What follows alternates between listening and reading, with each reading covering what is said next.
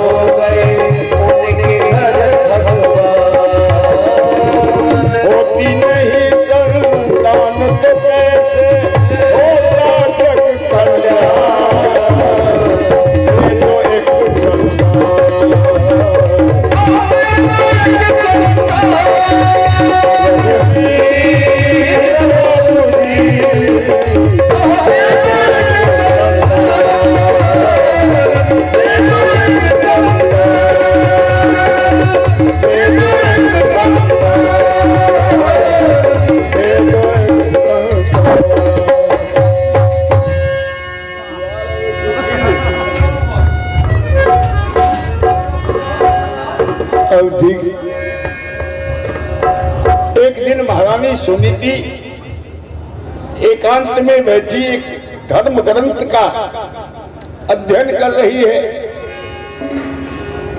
अचानक वो ग्रंथ पढ़ते पढ़ते एक ऐसे पंक्ति पर नजर पड़ गया कि बड़ी व्याकुल हो गई। वो ग्रंथ उठा के दौड़ के आई अपने पति राजा उत्तानपाद के आगे। देखिए स्वामी क्या लिखा है इस ग्रंथ में। क्या बात है महारानी, क्या दिखाना चाहती हो? कहा जरा खुद ही पढ़ के देख लीजिए ना। इस धर्म शास्त्र के पुस्तक में पढ़ रही हूं मैं इस कदर स्वामी कि जिसको संतान नहीं होता वह होता पुरुष नरक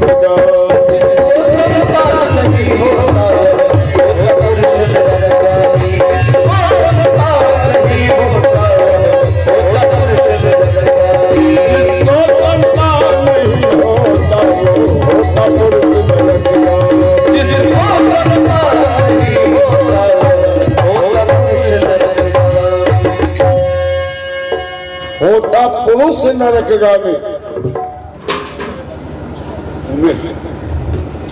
ठीक एक और पुरस्कार का आगमन हो गया है।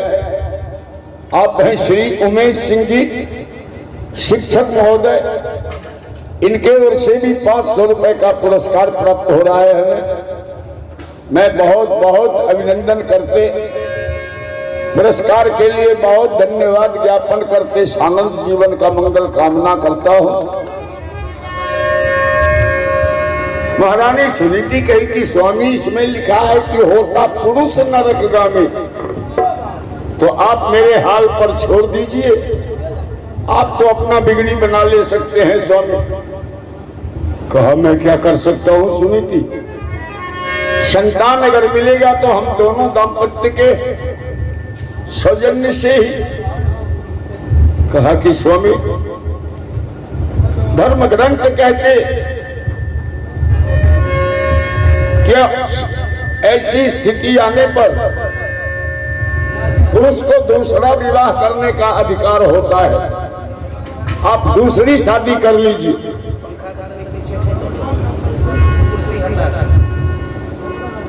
दूसरी शादी कर लीजिए स्वामी, इससे कोई ना कोई संतान अवश्य प्राप्त हो जाएगा आपको।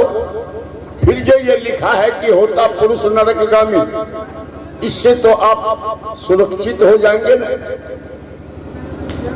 उत्तानपाद कहा कि भावना में बह रही है तुम, चलो भावना में बह रही हो सुनीति। मुझे कह रही हो कि दूसरी शादी कर लूं मैं, लेकिन अगर दूसरी शादी करूं तो तेरे जीवन में कितना बड़ा कलह उत्पन्न हो जाएगा, ये अंदाजा नहीं है शायद तुम्हें। सौतिया दाह बहुत बड़ा रोग होता है सुनीति, और मैं तुम्हें अपने जीवन में कष्ट देने के लिए नहीं विवाह के लाया हूं। बस प्रभु पर भरोसा रखो, मालिक की मर्जी होगी तो हम सबको भी संतान मिलेगा। लेकिन क्रिया हठ तो बड़ा कठोर हठ होता है ना। रानी ने जब कर दिया राजा को लाचार, शादी करने के लिए हो जाते तैयार। विवश कर दिया उत्तानपाद को, ऐसा हट कर दी ना, खाना पीना त्याग दी, ऐसा क्रिया हट कर दिया कि स्वीकृति देना पड़ा उत्तानपाद। अब तीसरे पल में दूसरी शादी करने उत्तानपाद धूमधाम से बाराती लेके निकले। इधर बाराती चली और इधर सुनीति भगवान के मूर्ति के आगे अंचल फैला दिया कि अरे विधाता लिख दिया तूने क्या हम सबके भाग में, सबकी गोदी हरी भरी है, अब मैं जलती हूँ आग में, मैं जलती हूँ।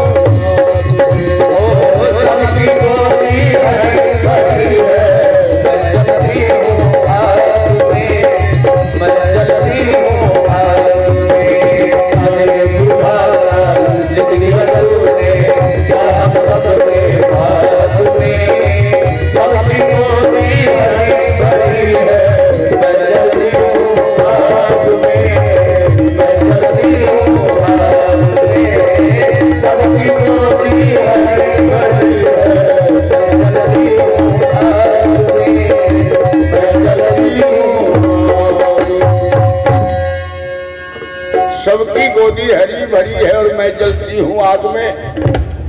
भगवान की मूर्ति के आगे कहती रही। अब देखिए उधर से दूसरी शादी करके जो लौटे उत्तान पर, नई दुल्हन लेके छोटी रानी। तो बड़ी रानी का नाम मैंने सुनीति बताया है। छोटी जो नई नई बहू आई, छोटी रानी का नाम सुरुचि है। बड़ी सुनीति और छोटी सुरुचि।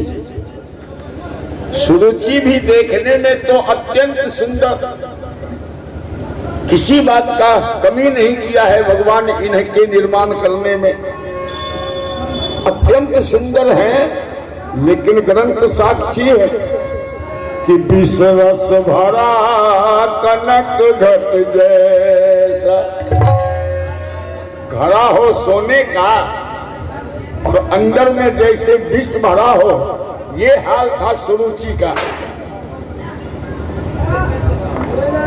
रात्रि व्यतीत किया महल में सुरुचि, और सुबह होते ही राजमाता राजमाता राजमाता का चर्चा आने लगा कान में। सुनीति एक एक प्रजा, एक एक दरबारी कर्मचारी को इतना माँ का प्यार देती थी ना कि सब देवी के तरह पूछते थे महारानी सुनीति को। बड़ी सम्मान करते थे सब। राजमाता के नाम के माला जपा करते थे। अब ये छोटी रानी जो राजमाता का होर सुनी ना, उसी समय द्वेष का ज्वाला पनप गया सुरुचि के हृदय में। सुरुचि सोची कि मैं एक राजा से विवाह करके बड़े तमन्ना से आई थी कि मैं महारानी बनने जा रही हूँ, राजा से विवाह की। यहाँ तो राजमाता नाम के पहले से माला जपा जाता है, पहले से ही महारानी है। तब तो हमें नौकरानी बन के जीवन व्यतीत करना होगा ना। उसी समय वो सौतिया डाह पनप गया सुरुचि के हृदय में। एक पल में विचार कर लिया कि मैं इस राजमाता को इस महल से निकाला करवा दूंगी, महल से बाहर करवा दूंगी, तब तो मैं महारानी बन जाऊंगी ना। तो इसके लिए समय का प्रतीक्षा करना होगा। पहले अपने पति को अपने कब्जे में करना होगा। हमें स्वामी मेरे अनुकूल चलने लगेंगे तब न कुछ डोरा डालेंगे इस राजमाता पर। उसी समय से ऐसा हाव भाव दिखलाना शुरू कर दिया न छोटी रानी ने।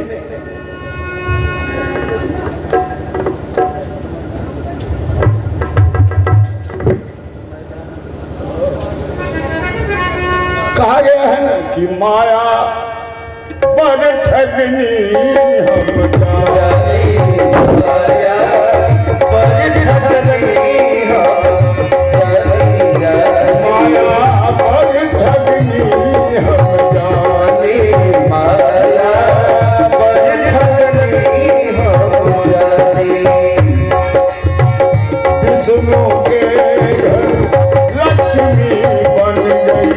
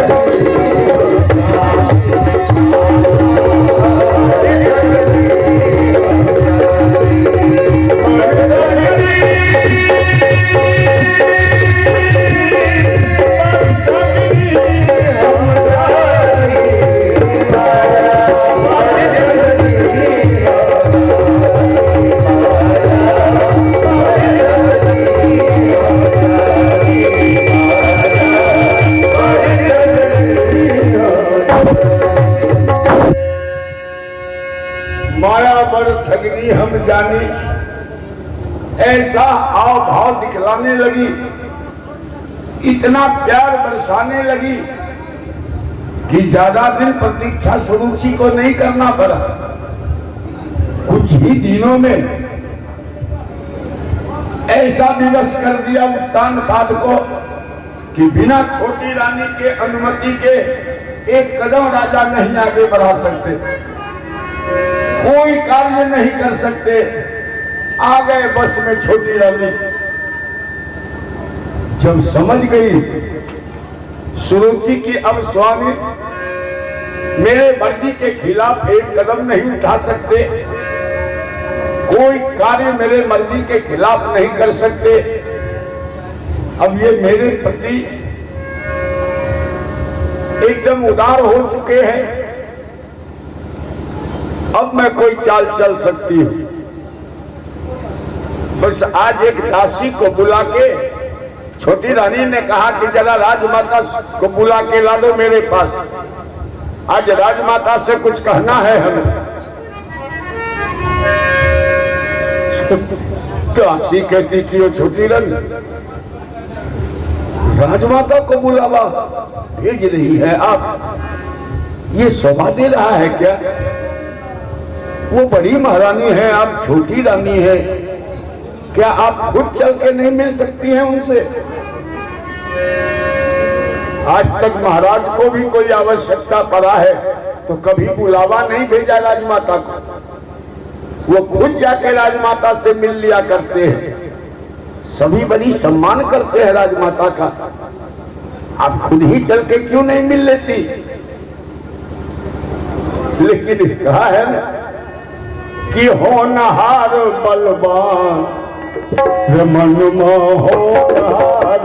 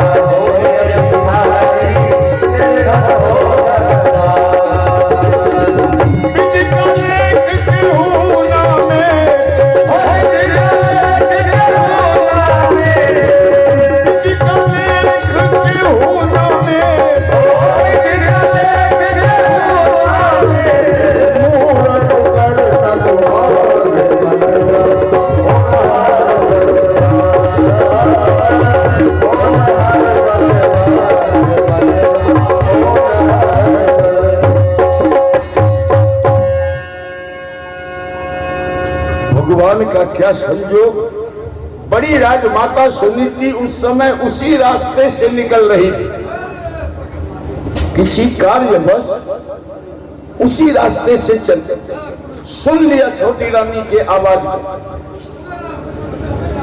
खुद प्रवेश कर गई सुरुचि के घर में और कहती कि ये बहन, ये दासी नहीं बुलाना चाहती तो क्या हुआ, मेरी छोटी बहन याद करे और मैं न आऊं, ऐसा भगवान कभी नहीं कर सकते। देख मैं खुद ब खुद आ गई हूं तुम्हारे पास।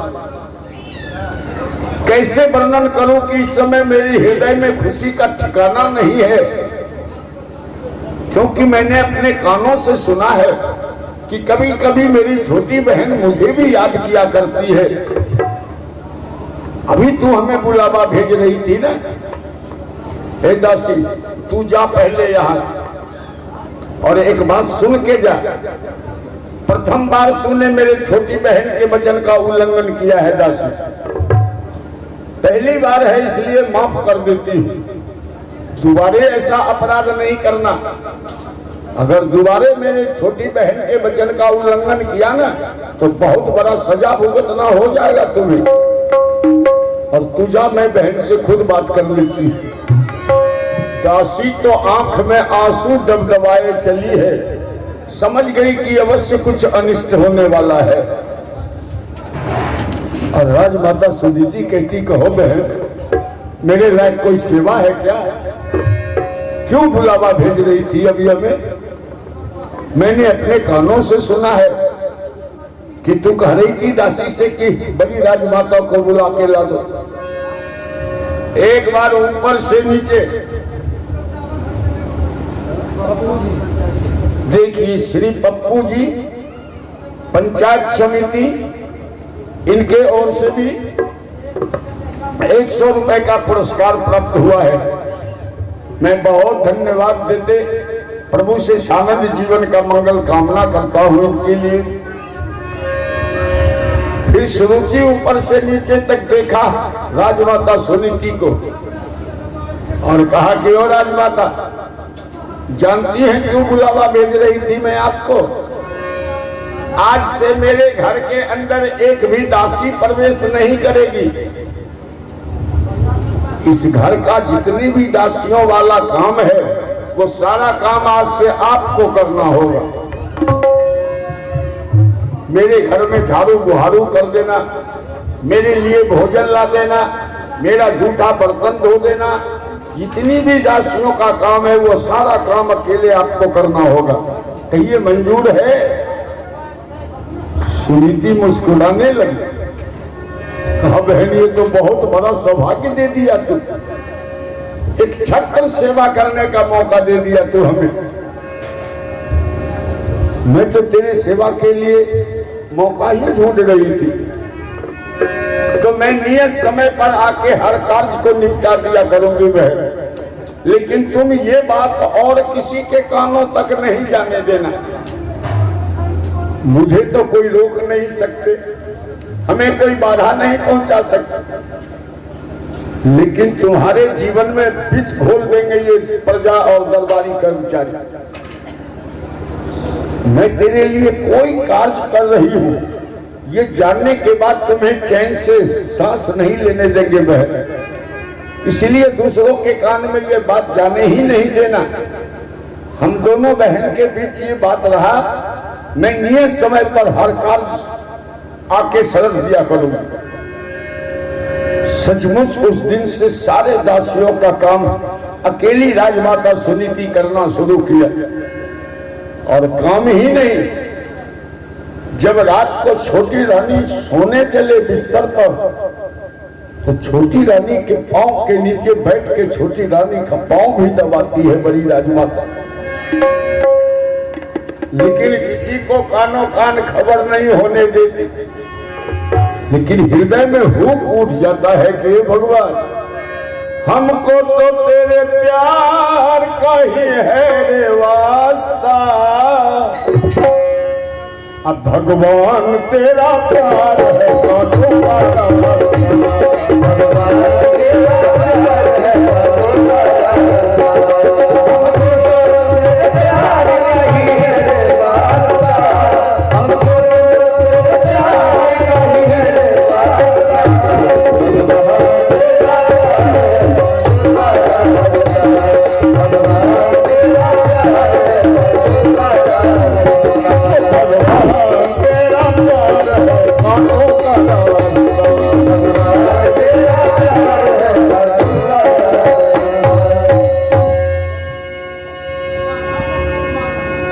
समय बीत गया इस तरह, किसी को कानों कान खबर ही नहीं है।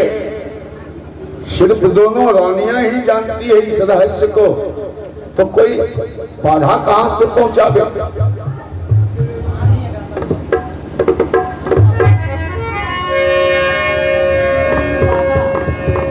कुछ दिन जो बीत गया इस तरह काम करते, छोटी रानी सुरुचि सोची कि इतना कष्ट दिया इन्हें, कई दासियों का काम अकेले इनसे करवा रही हूं, फिर भी इनको इस महल से गिरना क्यों नहीं हो रहा है। जब तक ये महल से दूर नहीं चली जाएंगी तब तक मैं महारानी बनने का स्वप्न कैसे पूरा कर सकती। सोचा कि अब छुप के मेरा कार्य होने वाला नहीं है, अब सबके सामने प्रकट हो जाना होगा। आज सुबह सुबह बिस्तर से उठी और छोटी रानी सुरुचि जाके कोप भवन में बैठ जाती है। राजा महाराजाओं के महल में एक ऐसा भी घर बना होता था जिसके फाटक पर लिखा होता था कोप भवन। कोई उसमें जाके स्थान ग्रहण कर ले तो ये बताने की जरूरी नहीं कि ये दुखी है, इन्हें किसी से कष्ट है, खुद ब खुद लोग समझ लेते थे। इसीलिए ये कोप भवन बनाया जाता था। आज सुरुचि जाके कोप भवन में बैठ गई। अब मंत्री, खजांची, दरबारी, कर्मचारी सब एकत्रित होने लगे। हो छोटी रानी, क्या हुआ है आपको? इस तरह कोप भवन में आप क्यों चली आई है? किसी से अगर कोई कष्ट हुआ तो पहले हम सबको बताना चाहिए था। मैं समाधान ढूंढने का प्रयत्न करता। बताइए क्या हुआ है? लेकिन छोटी रानी किसी को कोई उत्तर नहीं देती। ठेवने पे हाथ रख के उसमें मुख छुपाए बैठी हुई। इतने में कोई जाके उत्तान पाद से कह दिया कि आपकी छोटी रानी को भवन में है। तो कहा ना कि छोटी रानी के उंगली के इशारे पर चलने लगे थे उत्तान पाद। जैसे ही सुना कि छोटी रानी को भवन में, बड़ी तेजी से सिंहासन से उतर के बढ़ते हुए आए और को भवन के द्वार पर खड़े हो गए कि क्यों भौं चढ़ी है तेरी, अब बतला दे मुझको प्यार।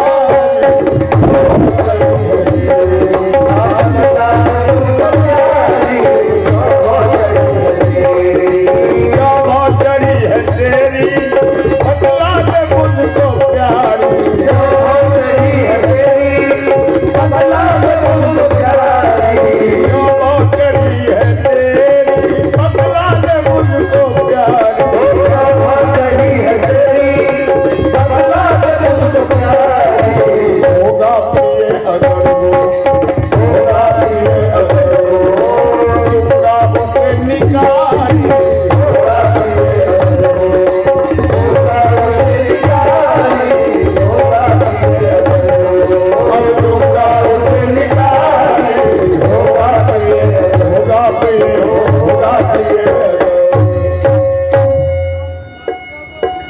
छोटी रानी, क्या कष्ट हुआ है आपको?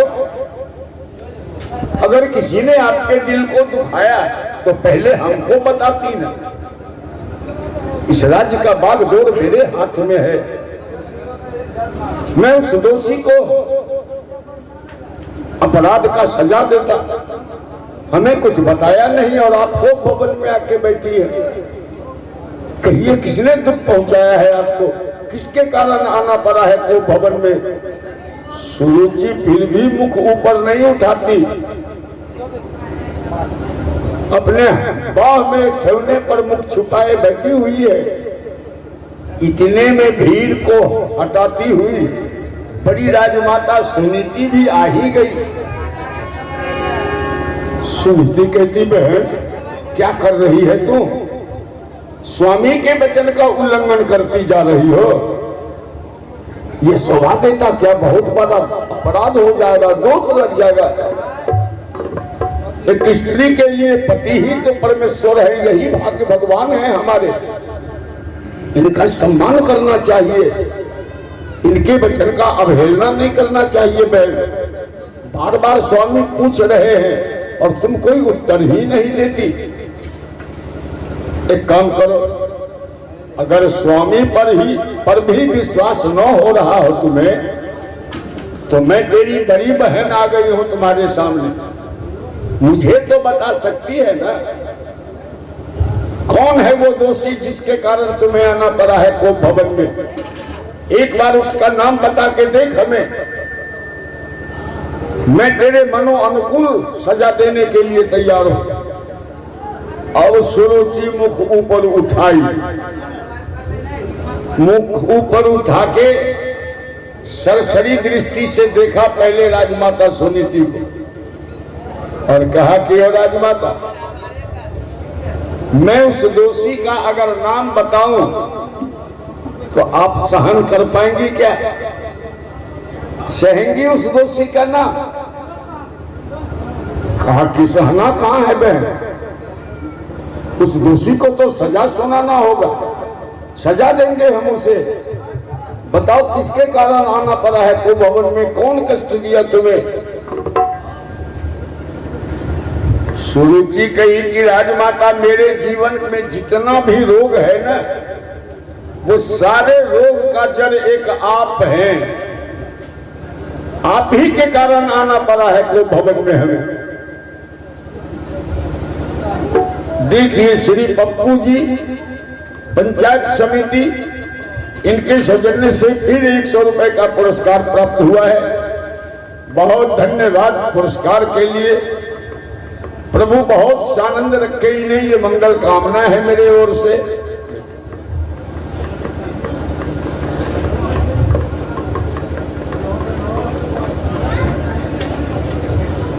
फिर मैं सुना रहा हूं कि सुरुचि कही कि मेरे सारे रोग का जड़ आप ही हैं।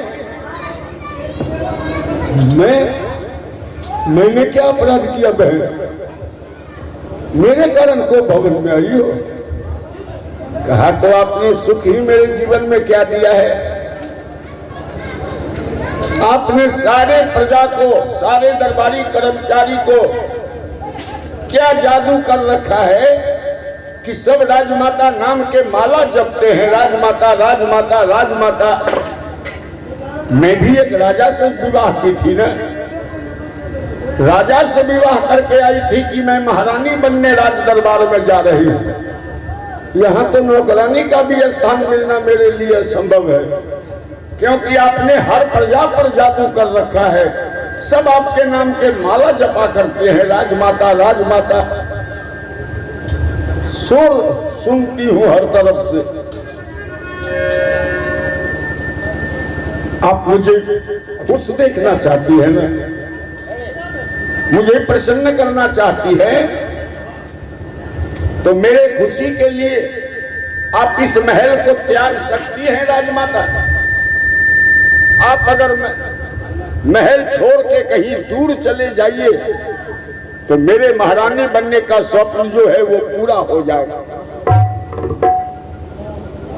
मुस्कुराने लगी सुनीति और कहा कि ये बहन, इतनी सी बात के लिए इतना बड़ा कोहराम क्यों खड़ा कर दिया तूने? जिस तरह अपने घर का काम करने के लिए अपने घर में बुला के कह दी थी तू, उसी तरह ये भी बात अपने घर में बुला के हमें कह दी होती तो मैं कब का महल छोड़ के चली गई होती बहन।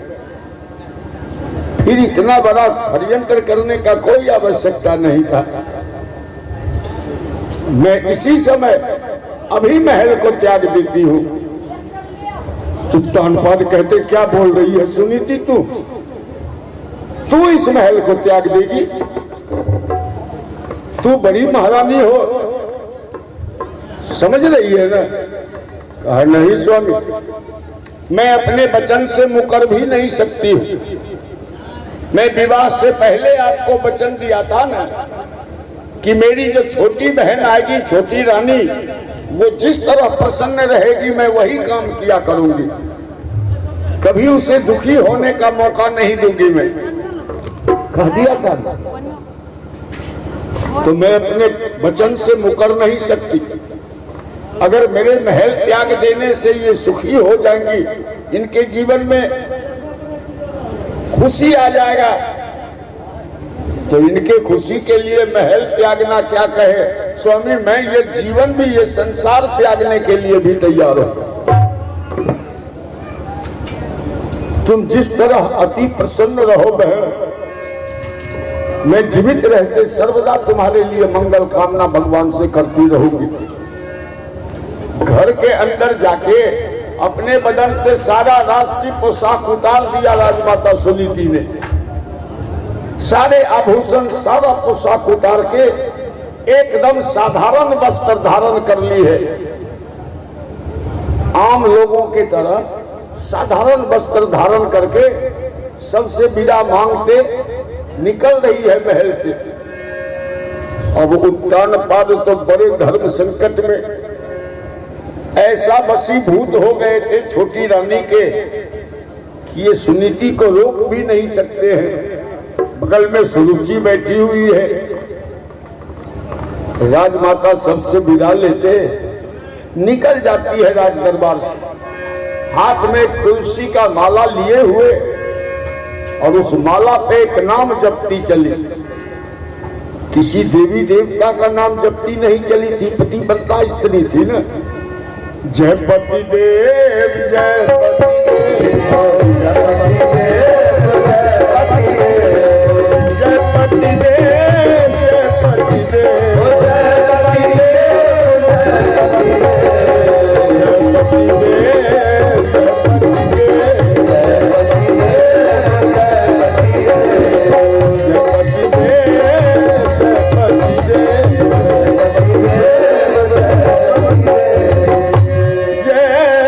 पति देव माला घुमाते और जयपति देव का नाम जपते चल दिया। सारे राज दरबार में सबके आंखों से अश्रु का वर्षा हो रहा है, एक सुरुचि को छोड़ के। अब उधर आधा रास्ता जो बढ़ी थी ना राजमाता सुनीति, तो एक जंगली कोल भील के गौतम व्याध नाम के वो उत्तानपाद के अनन्य मित्र थे। ये मित्रता का चर्चा आगे सुनाता हूं। इन्हें खबर मिला, आवाज पहुंचा कि बड़ी राजमाता को महल से बाहर कर दिया गया है। लकड़ी काट के जीवन यापन करने वाले कोल भील जंगली थे गौतम व्याध। उस समय भी पेड़ पर चढ़े लकड़ी जो काट रहे थे, ये आवाज सुनते ही वृक्ष से उतरे और तेजी से राजमहल की तरफ बढ़ते हुए चल देते।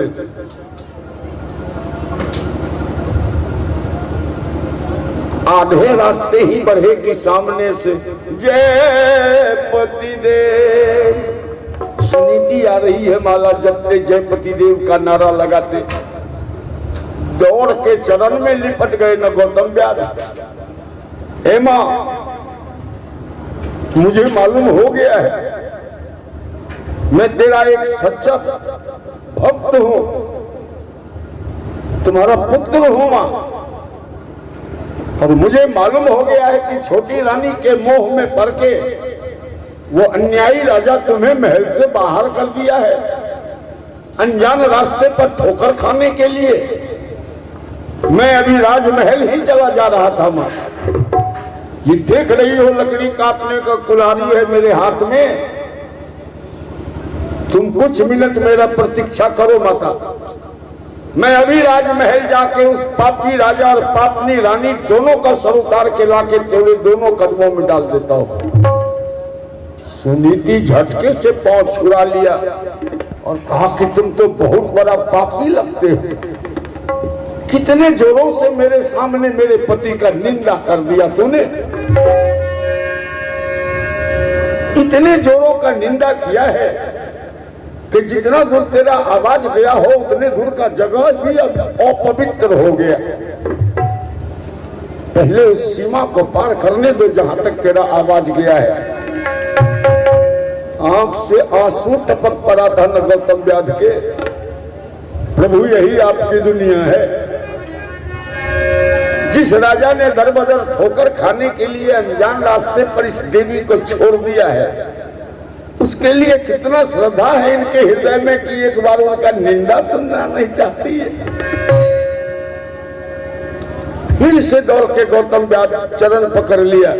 हे मां, क्षमा कर दे हमें, मैं भावना में बह के कुछ खरी खोटी बोल दिया तुम्हारे सामने, लेकिन क्षमा बड़न को चाहिए, छोटे को उत्पात। मां हो, बच्चे को क्षमा कर देना कर्तव्य होता है तुम्हारा, माफ कर दे मां। तो मैं एक प्रार्थना करना चाहता हूं, इस संसार में कहां दर बदर ठोकर खाने जाएगी माता। इस राज दरबार से बहुत दूर आबादी से दूर घनघोर जंगल में एक कोल भील की बस्ती है माता। वहीं एक कुटिया बना के मैं भी जीवन बसर कर रहा हूं। मेरे आगे पीछे कोई नहीं है माँ, अकेला जीवन जी रहा हूं। तू एक सहारा बन जाएगी हमें, मेरे साथ मेरे कुटिया में मेरी माँ बन के रहो ना। और तुम सारे प्रजा की राजमाता हो तो हमारी भी राजमाता हो। साथ साथ एक रिश्ता और है तुम्हारे साथ कि तू हमारी मिताइनी भी हो। सुनीति कहती कि तुम तो सचमुच पागल मालूम हो रहे हो। तुम हमें मिताइनी कह रहा है, कैसे कह रहे हो? कहा ये जानना चाहती हो तो 2 मिनट हमारी बात सुन लो मां। एक दिन राजा उत्तानपाद इसी जंगल में शिकार खेलने आए थे, साथ में कुछ अंगरक्षक भी था। एक शिकार पे नजर पड़ा, उसके पीछे जो घोड़ा दौड़ाने लगे, इतना तेजी से घोड़ा दौड़ाए कि साथ में आया अंगरक्षक छूट गया जंगल में। अकेले शिकार के पीछे घोड़ा को दौड़ाते रहे।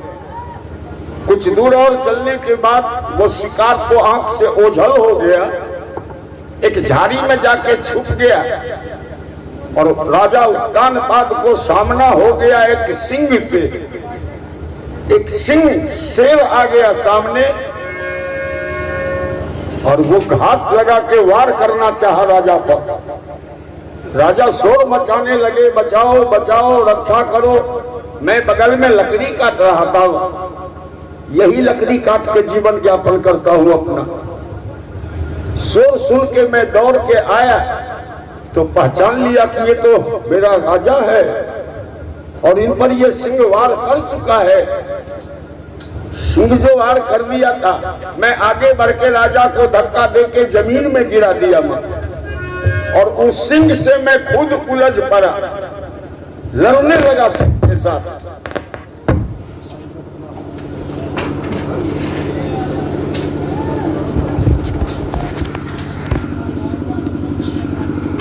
कट गया।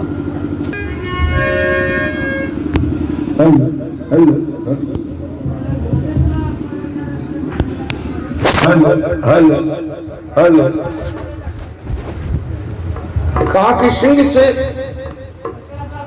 लड़ते लड़ते तुम्हारे चरण की कृपा थी, मैं सफलता पाया मां। मैंने मार दिया उस सिंह को, मारा गया सिंह मेरे हाथों। फिर मैं भी घायला अवस्था में लहूलुहान उठ के खड़ा हुआ तो उत्तानपाद दौड़ के आके हमें छाती में साथ लिया और कहा कि तूने हमें जीवन दान दिया है तो आज से तू मेरा वफादार मित्र हो। तो इस मित्र को लोग पहचानेंगे कैसे, कैसे समझ पाएंगे कि तू मेरा मित्र है? इसके लिए ठोस प्रमाण चाहिए ना। अपने गले से एक ताबीज निकाल के हमको पहना दिया था मां। देखिए ताबीज मेरे गले में है, शायद इस ताबीज को पहचानती होगी तू। कहा कि हाँ हाँ ये तो मेरे पति की ताबीज है। कहा उसी समय ये ताबीज मेरे गले में डाल दिया कि जो भी कोई इस ताबीज को देखेगा समझ जाएगा कि ये उत्तानपाद के मित्र है। उस दिन से ये ताबीज मेरे गले में है मां। तो इस नाते तो हमारी मिताइनी भी हो तो हमें वचन दो मां कि तू दरबदर दूर कहीं ठोकर खाने नहीं जाएगी। मेरे साथ मेरे कुटिया में चल के रहो। मैं किसी को नहीं बताऊंगा कि तुम वही राजमाता हो जिन्हें महल से बाहर किया गया है। तेरा परिचय मैं मिताइनी कह के दूंगा कोल भीलों को। तू हमारी मिताइनी है, बस यही परिचय होगा। मां हमें वचन दे दे तू, मैं सर्वदा सच्चे पुत्र के तरह सेवा किया करूंगा। सुनीति विचार किया कि जिसने मेरे सुहाग का रक्षा किया है तो वो मेरे मर्यादा को भी संभाल के अवश्य रख सकता है। कोई हर्ज नहीं है इसको वचन देने में। और इस आबादी से बहुत दूर घनघोर जंगल में कोल भील की बस्ती है। तुम्हें बिना जानकारी के उस बस्ती में जी ले सकती हूँ। दे दिया सुकृति और चली आई गौतम व्याध के साथ उस कुटिया में। सारे कोल भील, औरत मर्द, बच्चे बूढ़े दौड़े, ए गौतम बाबा ये कौन आए हैं आपके साथ, ये कौन है? गौतम व्याध कहते ये हमारी मिताइनी है, मैं बड़े श्रद्धा से बुला के लाई हूँ, इनको ले आया हूँ अपने कुटिया में, ये यहीं रहेगी हम सबों के साथ। तू सब भी पहचान लोगे कुछ दिनों में, बड़ी देवी है हमारी मिताइनी, ये आशीर्वाद दे देगी ना तो वो फलीभूत होगा। इनका आशीर्वाद कभी निरर्थक नहीं होता है, जान जाओगे तू सब भी। और सारे कोल भील मिताइनी मिताइनी मिताइनी कह के राजमाता को बुलाने लगे उस बस्ती में। और राजमाता भी इतने सज्जन हृदय धर्मपरायण व्यक्ति थी कि सब में घुल मिल जाती है। इधर रह रह के प्रजा कोहराम करते हैं उत्तानपाद के राज्य में, हे अन्यायी राजा, अगर संतान नहीं मिलने के कारण बड़ी राजमाता को महल से बाहर करवा दिया है तो तेरी छोटी रानी भी तो कोई संतान नहीं दे रही है, इनको भी महल से निकालो, इनको भी महल से बाहर करो। कोहराम मचा देते सारे प्रजा, बड़ी मुश्किल से प्रजाओं को शांत करवाते हैं उत्तानपाद।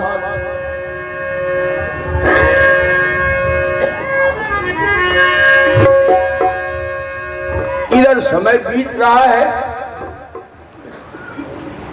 2 बार 4 बार कोहराम प्रजा ने किया है, लेकिन बड़ी मुश्किल से सबको शांत करवा के कुछ दिन जो बीता, उत्तानपाद आज फिर कहा कि बहुत दिनों से महल के अंदर बंद बंद अब दम घुटने लगा है मेरा,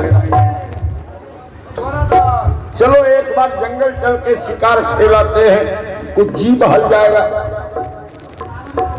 कहा न होनहार बलवान, प्रभु का इच्छा हो तो कुछ भी हो सकता है, लीलाधारी है वो, करते हो तो विश्व में किंतु करता नाम। कुछ अंगरक्षक को साथ लेके आज फिर शिकार खेलने निकले उत्तानपाद जंगल की ओर। और घोड़ा दौड़ाते दौड़ाते उसी जंगल में पहुंच गए हैं जहां कोल भील की बस्ती है, जहां गौतम व्याध का कुटिया है। राजमाता सुनीति किसी को मालूम नहीं होने दे कि मैं कभी अपने पति को स्मरण याद भी करती हूँ। लेकिन कोल भील जब लकड़ी काटने निकल जाते थे, सारे औरत मर्द यही उनका काम है जीविका के लिए, सब घनघोर जंगल में चले जाते थे लकड़ी काटने। छोटे छोटे बच्चे यत्र बच जाते थे अपने अपने कुटिया में। एकांत पाते ही राजमाता सुनीति अंचल फैला दिया करती थी, हे भगवान अखिया अति दर्शन की आसी, अखिया अति दर्शन की आसी, अति दर्शन की आसी, अति दर्शन की आसी। देखन चाँद चरण कमल को,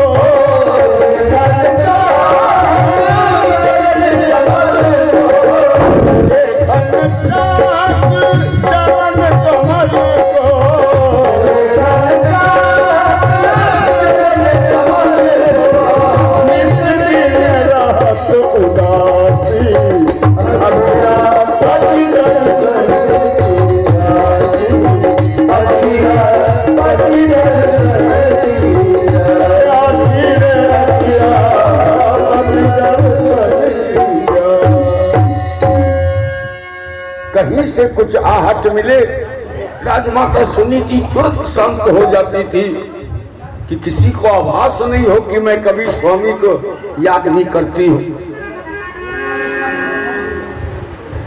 आज जो शिकार खेलने आए उत्तानपाद, फिर एक शिकार के फेरे में घोड़ा को तेजी से दौड़ाना शुरू किया।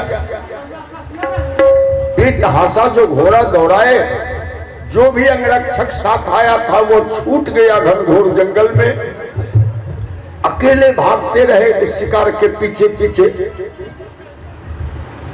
जब कुछ दूरी हो गया अंगरक्षक से कि फिर वो शिकार आंख से ओझल हो जाता है। तो शिकार तो छुप गया। उस बार सिंह से मुकाबला हुआ था उत्तानपाद को, और इस बार प्यास से मुकाबला हो गया इनका। कड़ाके की धूप, कड़ाके की गर्मी, और इसमें जोरों से घोड़ा को दौड़ाना, जोरों का प्यास सताना शुरू किया इन्हें। अब शिकार को छोड़ के जल के तलाश में घोड़ा दौड़ा रहे हैं। यत्र तत्र जंगल में जल का तलाश कर रहे हैं, लेकिन प्रभु का संयोग, कहीं जल प्राप्त नहीं हुआ इन्हें। नतीजा हुआ कि एक वृक्ष के निकट घोड़े से गिर गए उत्तानपाद, और गिर के मूर्छित होने लगे। लेकिन जोरों से आवाज लगाते हैं, अगर कोई सुन रहे हो मेरे आवाज को, किसी दयालु के कान में मेरा आवाज जाता हो तो कोई 2 घूंट जल पिला दो हमें। 2 घूंट जल के बिना मेरा प्राणांत होने वाला है, दम निकल जाने वाला है, कोई दयालु। तो सुनने वाले वहां थे कौन?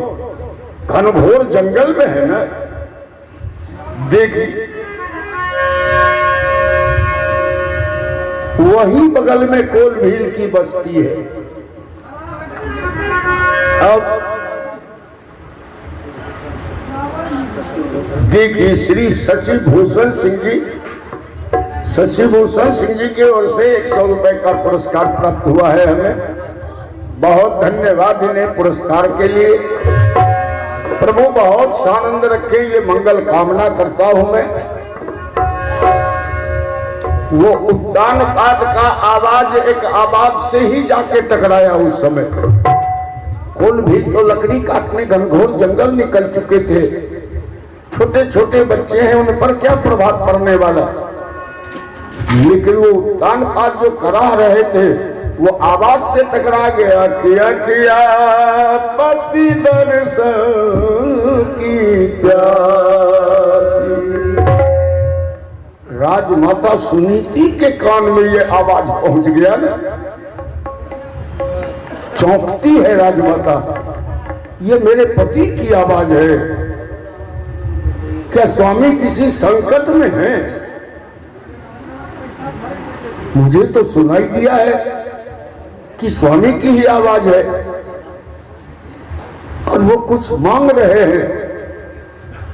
फिर कान लगाई, दोबारे आवाज आया, कोई नहीं सुना मेरी आवाज को, कोई दयालु नहीं हो मेरे रक्षा करने वाले।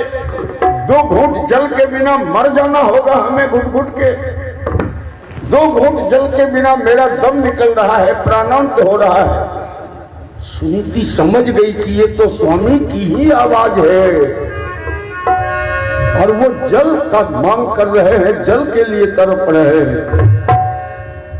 तुरंत एक बर्तन में जल लेके और उस आवाज के तरफ तेज तेज कदमों से चलती है सुनीति, और रास्ते पर कहती कि भगवान मेरे सुहाग का रक्षा करना। मैं जहां हूं, जिस हाल में हूं, मेरे तो भाग्य भगवान वही है, इसलिए आपको ध्यान रखना होगा। कभी चांद कभी सूरज,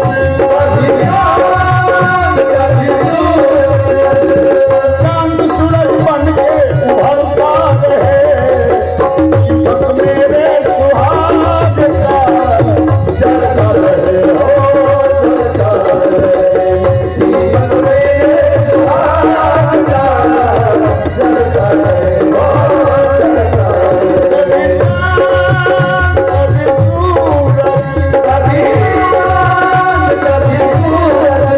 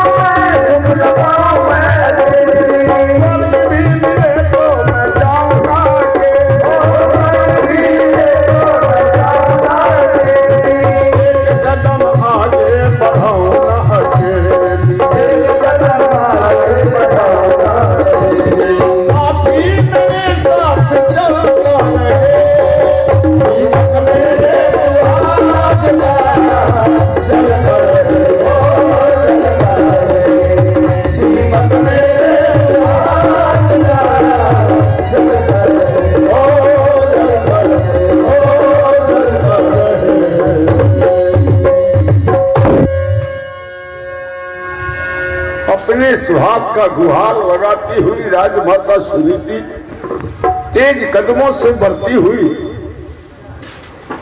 जंगल में जो पहुंच गई तो घोड़े तुरंग हैं। इन्हें शंका आशंका का पहले ही आभास हो जाता है। घोड़े ने इतने जोरों से आवाज लगाया कि राजमाता सुनीति समझ गई कि ये मेरे राज दरबार का ही घोड़ा का आवाज है। उस निशाने पर बढ़ के पहुंची तो जमीन में मूर्छिता अवस्था में देखा अपने पति को। मूर्छित अवस्था में पड़े हुए हैं जमीन पर। राजमाता सुनीति आसन लगा के वहीं बैठ जाती है और पति का शव उठा के अपने जंघे पर रख लेती है और फिर कमंडल से जल निकाल के अपने हथेली पर हाथों से जलमुख में डालना शुरू किया। कुछ जल जब हृदय के अंदर उतरा तो राजा उत्तानपाद को होश होने लगा। होश में आने लगे। निरंतर जल पिलाती रही राजमाता सुनीति। जब पूर्ण होश में आए तो उत्तानपाद सोचा कि कौन ऐसा दयालु है जिसे इस बियाबान जंगल में दया आ गया हमारे ऊपर और मेरे प्राण का रक्षा कर दिया है। उस दयालु के मुख का दर्शन एक बार जरूर करना चाहिए।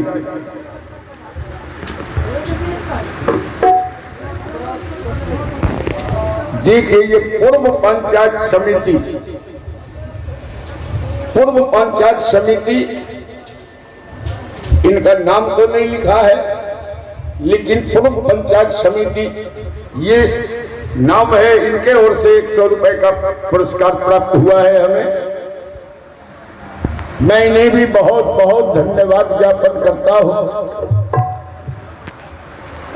और प्रभु से सानंद जीवन का मंगल कामना कर देता हूं। सर्वदा मंगलमय जीवन रहे इनका भी। धीरे धीरे आंख खोलना उत्तानपाद शुरू किया कि एक बार उस दयालु के मुख का दर्शन कर लेना चाहिए जिन्होंने मेरे प्राण का रक्षा किया है। जब आधे आंख ही तो खुला था और ऊपर मुख देखा तो देख लिया ये तो बड़ी महारानी सुनीति है। जैसे बिच्छू डंक मार दे ना, एक बार उछल के उठ के बैठ जाते हैं। सुनीति, तू अभी तक जीवित हो, इस संसार में हो तू सुनीति? अरे सबके मन से उतर गई है तू। सभी ने सोचा कि महल त्यागने के बाद राजमाता सुनीति जीवन भी त्याग दी होगी, कहां वो जीवन निर्वाह कर सकती है। तुम कहां रहती हो, कैसे जीवित हो, कैसे अपना जीवन यापन कर रही है तू? और क्या तुम्हारे ही कान में मेरा आवाज पहुंचा था सुनीति? अगर सिर्फ तुम्हारे कान में यह आवाज पहुंचा था, तुम्हें अनसुना कर देना चाहिए इस बात। तू कभी नहीं चिल्लाती हमें। तुम्हारा तो बहुत बड़ा दोषी हूं ना मैं। मेरे कारण इस घनघोर जंगल में न जाने कैसे जीवित हो तो छोड़ देती मेरे हाल पर। तू जल पिला के जिला के हमें सुखी नहीं किया सुनीति। मिटे हुए घाव को फिर से जिंदा कर दिया तूने। कहां रहती हो? कहा कि स्वामी पहले आप स्वस्थ हो फिर बताती हो। आप ही का एक मित्र है इस जंगल में। ये मित्रता का चर्चा सुन के मैं स्वीकृति दिया और बड़े सानंद जीवन जी रही हूं मैं। मेरा मित्र यहाँ कौन? और घनघोर जंगल में? कहा हाँ स्वामी, उसका नाम गौतम व्याध है। क्या कहा सुनीति? मिला है गौतम व्याध तुम्हें? देखियो कभी गौतम व्याध को? अरे उसने भी मुझे जीवन दान दिया था, बहुत बड़े संकट से उबारा था हमें। एक सिंह ने हमारा जीवन लीला ही समाप्त कर देना चाहा था, वही वफादार मित्र ने रक्षा किया मेरा। कहा ये सारी कहानी जानती हूं स्वामी। यही जानने के बाद मैं उसे स्वीकृति दिया था, लेकिन कैसे वर्णन करूं कि महल से बहुत गुना सुखी जीवन इस जंगल में जी रही हूं मैं। महल में एक संतान के लिए भगवान को परेशान कर रही थी, दे दो एक संतान, दे दो एक संतान। और यहां जहां मैं हूं, कुछ मिनट के लिए चल के आप उस जगह को पवित्र कर दीजिए ना स्वामी, और आप देख लेंगे कि मैं कितने बच्चों की मां हूं। गिन नहीं पाएंगे कि कितने हमारे बच्चे हैं। ढेर सारे बच्चों की मां बन के रह रही हूं मैं यहां। ए स्वामी, मिल गए हैं तो एक बार उस भूमि पर अपना चरण रख दीजिए। आपके चरण पड़ने से वो जगह और भी पवित्र हो जाएगा। बाकी जीवन में और आनंद से व्यतीत कर लूंगी। उत्तम पद कहा कि जरूर चलूंगा मैं। वो वफादार मित्र ने एक दिन मुझे जीवन दान दिया, और आज वो मेरे मर्यादा को संभाल के रखा है। ऐसे वफादार मित्र की कुटिया तक कैसे नहीं जा सकता हूं मैं। चलो सुनीति, अवश्य जाऊंगा। आगे आगे राजमाता सुनीति और पीछे पीछे घोड़े का बाग पकड़े राजा उत्तानपाद आए। अब छोटे छोटे बच्चे यत्र तत्र खेल रहे थे। ए मिताइनी, ये कौन आए आपके साथ? और इतना बड़ा घोड़ा जीवन में नहीं देखा। कौन है ये? आपके कोई है क्या? कहा हाँ बेटे, यही हमारे स्वामी है ना। स्वामी है? ये क्या होता है मां? कोलभील बच्चा है, जंगली, अनपढ़, क्लास पास। स्वामी किसे कहती हो? कहा स्वामी नहीं समझता है तुम? पति है हमारे, ये तो समझ सकते हो। कहा कोई पहेली बुझाती है क्या मां? मैं पूछता हूं कि तुम्हारे कोई लगते हैं या नहीं, तो कभी पति कहती हो, कभी स्वामी कहती हो। ये सब तो कोई पहेली बुझाना हो गया। सुनीति कही कि वही तो बता रही हूं, तो तू समझने के लिए तैयार ही नहीं है।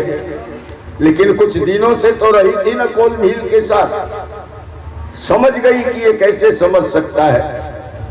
कहा कि बेटे ये हमारे बौर है, बौर। अब तो समझ में आया।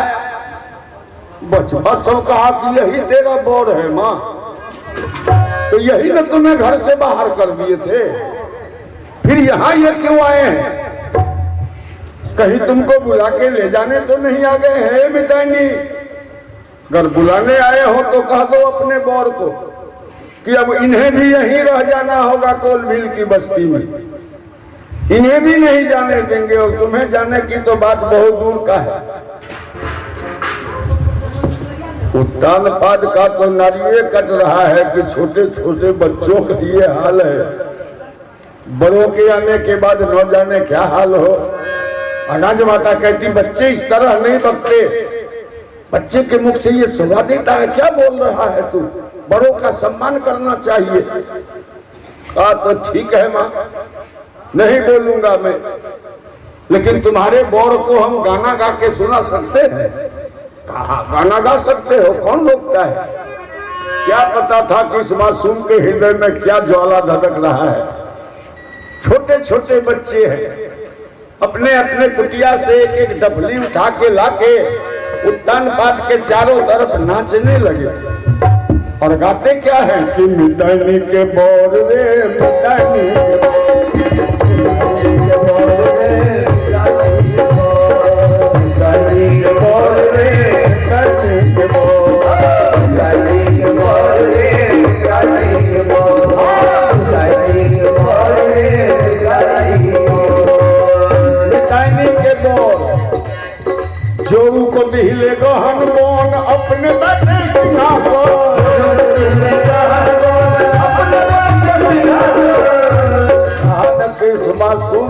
हृदय में ज्वाला धधक रहा था। कभी कभी चर्चा सुन लिया था अपने माता पिता से। कह रहा है जोड़ को दिले अपने बैठे सिंहासन,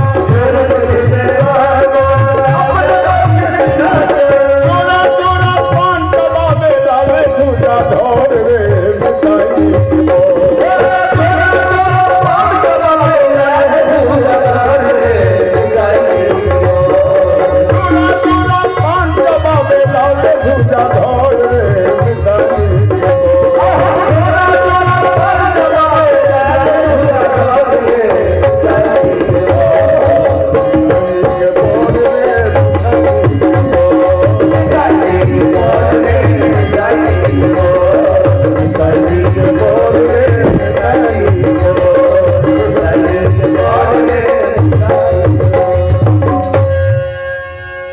राजमाता बच्चों को शांत करती है बड़ी मुश्किल से। उत्तान बाद कहते कि अब हमें वचन दो। हम तो इस कुटिया तक आ गए ना सुनी थी, अब वापस जाने का वचन दो हमें।